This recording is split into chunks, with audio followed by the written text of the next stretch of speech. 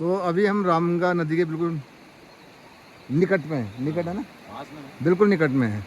तो पहले जब हम छोटे थे तो यहाँ पे एक स्रोत है जिसको हम पहाड़ी भाषा में बोलते हैं छोई। तो यहाँ पे सारे लोग उस समय पानी का कोई वैसा एक्सेस नहीं होता था कि नल होते थे या कुछ कुछ नहीं होता था।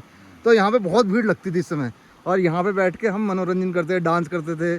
वो गेलन लेके वो बजाते थे, वो कसरी और गगरी बजाते थे। अब चाचा बताएंगे इसका, इस पानी का क्या क्या फ़ायदे हैं, ये पानी कहाँ से उत्पन्न हुआ, ये गर्मियों में कैसा आता है, ठंडियों में कैसा आता है। अगर अगर कोई बंदा इसको जैसे कोई मतलब हमारे पहाड़ी भाषा में बोलते हैं ना कि जैसे इंग्लिश में बोलते हैं पीरियड्स किसी औरत को हो रखी हैं या बाहर हो रखी है इसे बोलते हैं, तो जब वो यहाँ पे आती हैं तो इस पानी को हाथ नहीं लगाती हैं। ये फिर ये ऑटोमेटिक ना, देखो ये हमारे सामने की बात है, हमने देखा। तो वैसे अब मानने वाले मानते भी, नहीं मानने वाले नहीं भी मानते। तो ये जो है ख़राब हो जाता पानी, बिल्कुल बिल्कुल छिलछिला पानी हो जाएगा। और इसकी एक मान्यता है, बिल्कुल नदी जो हमारे भगवती माता का मंदिर है ना, उसके बिल्कुल नीचे है, बिल्कुल नीचे, बिल्कुल नीचे। और जब 22 दिन के चाचा ने बताया यात्रा लगती है, तो यहाँ पे वो क्या बोलते हैं उनको, जो भक्तगण जो होते हैं, हाँ, जो सिद्धि में बैठे होते हैं, वो यहाँ पे नहाते हैं। तो ये हेलो दोस्तों, ये आप देख पा रहे हो, ये कुंड है। अभी बीच में यहाँ पे बहुत बड़ी नदी आई थी, जब चौमास का टाइम होता है नदी आती है, तो नदी के दौरान ये इसमें जो है पत्थर, रोड़ी, कंकड़, बड़े बड़े पत्थर भी बह के आते हैं, इसमें चले गए हो। मतलब इस वजह से आपको ऐसा लग रहा है, मतलब गहराई नहीं है इसमें, ये पत्थर है, उस वजह से ये हो रखा है। अब यहाँ पे ये आज हमको यहाँ पे कम से कम मिनिमम 40-60 ईयर तो मेरे को भी हो गए हैं, और मैंने जो का तो ऐसे ही देखा है। सर्दियों में ये पानी जो है बहुत गर्म हो जाता है, उबलता है पानी यहाँ पे, मतलब आप नहा सकते हो। सर्दी में ठंड नहीं लगेगी, पानी गर्म करने की जरूरत ही नहीं, आपको ठंड लगेगी ही नहीं। और गर्मियों में ये पानी इतना चिल्ड हो जाता है दोस्तों, बिल्कुल बर्फ की तरह चिल्ड रहता है। कभी आप कभी आओ यहाँ विजिट करो, तभी आपको इसका पता लगेगा। और दूसरी बात यह है, जब से ये माँ हमारी शेर वाली माँ है, जो माँ जगदम्बे है, हमारे खीरा की आन बान शान है, जो जब ये यहाँ पे बरसी थी, खुद आई थी, खुद मतलब प्रकट हुई। माँ इनको कहा गया है, इसलिए कहा गया है क्योंकि ये खुद यहाँ पे प्रकट हुई, खुद बरसी हुई है। कहीं से लाए नहीं गए हैं, खुद आए हुए हैं। और जब वो आए उसी के दौरान ये भी आया।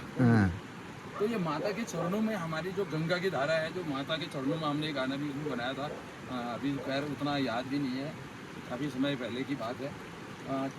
हमको भी जब से हम पैदा हुए तब से हम इसको जो ऐसे ही देख रहे हैं, मंदिर को देख रहे हैं। हालांकि मंदिर का रिनोवेशन तो जस्ट अभी भी हुआ, हमारे कुछ गांव के साथियों के द्वारा, पूरे गांव के सहयोग के द्वारा ये किया गया है।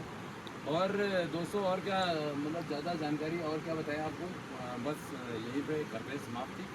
Thank you very much. और रामगंगा नदी के बारे में क्या बोलोगे, इसका पानी कितना पहले से कितना कम हो गया और कितना? रामगंगा नदी अब पहले से थोड़ा कम है, पहले बहुत ज़्यादा हुआ करता था। क्यों हुआ करता था? पहले पेड़ पौधे बहुत सारे हुआ करते थे, आज पेड़ों को काटने वाले बहुत राक्षस हो गए हैं जगह जगह पे। और क्या कहते हैं, जंगलों में आग लगाते रहे, जिससे कि पर्यावरण पूरी तरह से क्षतिग्रस्त हो गया है।